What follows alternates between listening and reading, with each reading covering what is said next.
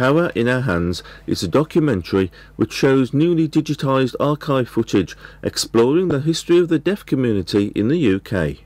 Deaf historian Wolverhampton's John Hay is proud to have been involved in the collection of films which shows the world through the eyes of deaf people. The films have been showcased at a number of venues, including this one at the Midlands Arts Centre at Cannon Hill. So tell me, John, a little bit about the film. I work for the British Deaf Association when they've got their own projects and their specific funding, and there's from the Heritage Lottery Fund, the BDA got lots of archives of old films from the 1930s through to present day. And the project covers only from 1930 to 1980. So my role within the project is to be the project officer in the Midlands.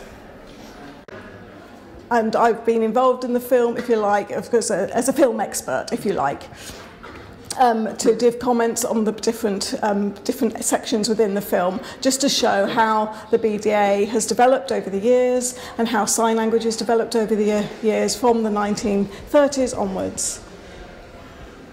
And also linked to culture and cultural change within the deaf community, from being sort of very laid back, being sort of paternalistic attitude, paternalism of very much looking after the deaf people, to deaf empowerment of now. So there's real change. So you see lots of changes in the film.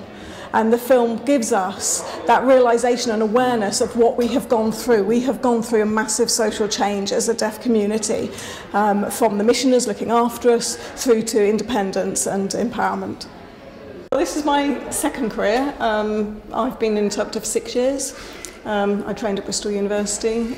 Takes, on average, to become fully qualified about 7 years from start to finish, but that's the shortest you can do it in. So it's a long haul to be fully qualified, but it's a great job and I love it. Some of the great archive footage shows activities undertaken by deaf people at their former headquarters at Granville Street in Leebank.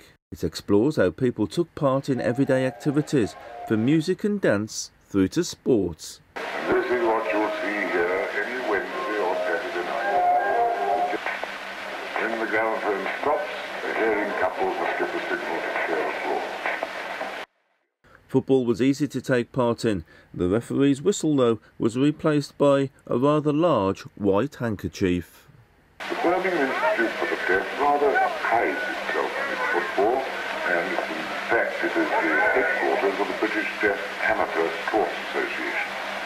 They play in the Smethwick League with deaf and hearing teams alike.